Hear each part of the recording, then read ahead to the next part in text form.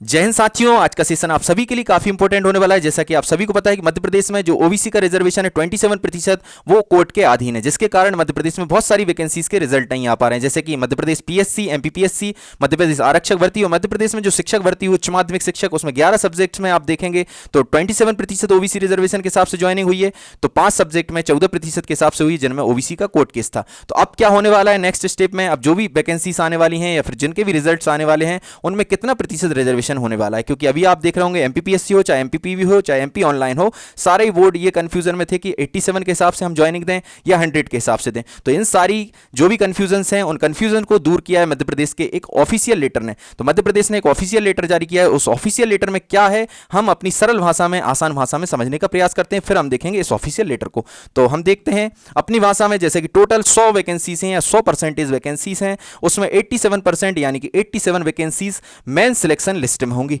ये 87 होंगे जिसमें निर्विवादित सीट्स हैं। तो 80 अगर 100 सीट्स मानते हैं तो 87 सीट्स, या 100% मान रहे हैं तो 87% मेन सिलेक्शन लिस्ट होंगी। इन पर किसी भी प्रकार का प्रभाव नहीं पड़ेगा। तो ये मानकर चलिए शुरू से फाइनल सिलेक्शन लिस्ट के हिसाब से चलेंगे।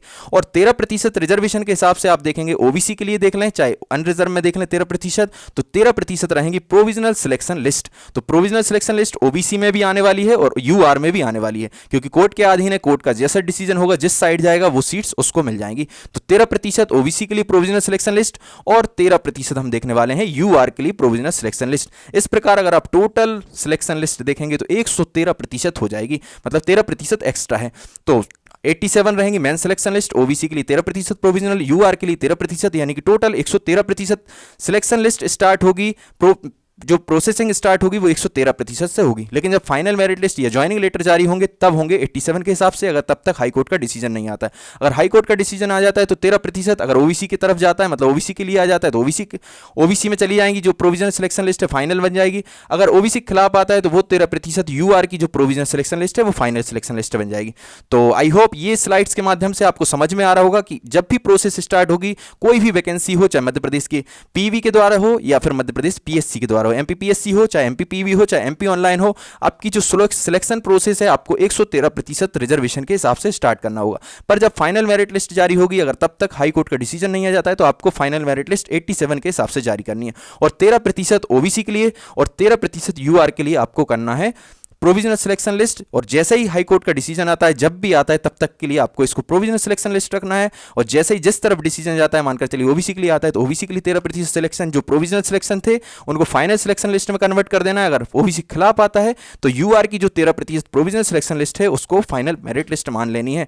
तो आई होप ये जो हमने अपने तरीके से आसान भाषा में समझा है ये आपको समझ में आया होगा। इसके अलावा हम ऑफिशियल लेटर के माध्यम से समझने का प्रयास करते हैं। इसमें लिखा हुआ है मध्य प्रदेश जो उच्च न्यायालय में कोर्ट में मामले याचिकाएं लंबित हैं, उसके कारण जो परीक्षा परिणाम घोषित नहीं हो रहे हैं उसके संबंध में ये लेटर जारी किया है। उसके अलावा मध्य प्रदेश में ओबीसी के लिए 27% आरक्षण के लिए मध्य प्रदेश उच्च न्यायालय में कई याचिकाएं लंबित हैं, और याचिकाएं लंबित होने के कारण मध्य प्रदेश में जो भी परीक्षा परिणाम है, चाहे कोई भी बोर्ड हो, एमपीपीवी हो चाहे एमपी ऑनलाइन हो चाहे एमपीपीएससी, वो रिजल्ट जारी करने में कठिनाई महसूस कर रहे हैं, रिजल्ट जारी नहीं कर पा रहे हैं। तो अब क्या करना है, कोर्ट के अधीन रहते हुए 87% पर आपको मुख्य सिलेक्शन लिस्ट यानी कि मेन सिलेक्शन लिस्ट जारी करनी है, और एक सिलेक्शन लिस्ट 13% जारी करनी है जो रहेगी प्रोविजनली या प्रारंभिक चयन सूची। तो प्रोविजनली में आपको 13% ओबीसी के लिए जारी करनी है और 13% आपको करनी है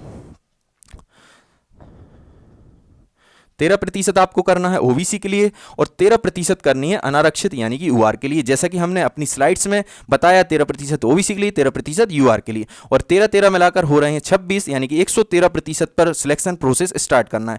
पर फाइनल मेरिट लिस्ट आप जब जारी करेंगे, और ये सिलेक्शन प्रोसेस जैसे कि पीएससी में आपको पता होगा 3 स्टेप्स होती हैं प्री मेंस इंटरव्यू। तो प्री मेंस इंटरव्यू में 113% लेकर चलेंगे लास्ट तक। पर जब ज्वाइनिंग लेटर या फाइनल मेरिट लिस्ट जारी होगी या फिर अलॉटमेंट लेटर जारी होंगे तो वो 87 पर होंगे, अगर तब तक हाई कोर्ट का डिसीजन नहीं आता। हाई कोर्ट का डिसीजन जिस तरफ जाएगा तो फिर 100% हो जाएगा।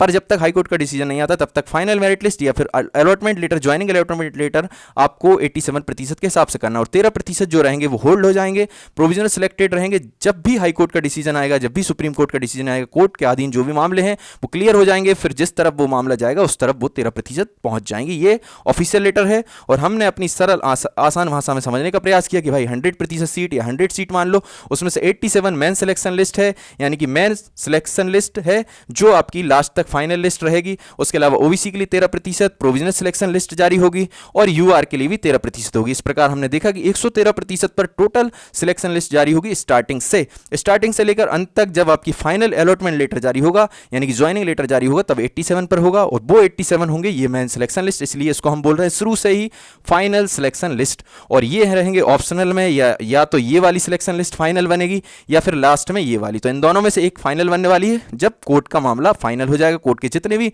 मामले हैं, जितने भी लंबित मामले, सारे क्लियर हो जाएंगे। तो आई होप हमारी सरल भाषा में आप सभी को ये सारी चीजें क्लियर हुई होंगी। तो इसी प्रकार की इंफॉर्मेशन के लिए बने रहिए आपके अपने यूट्यूब चैनल धाकड़ क्लासेस एजुकेशन इन्फॉर्मेशन या DCMP एजुकेशन इन्फॉर्मेशन।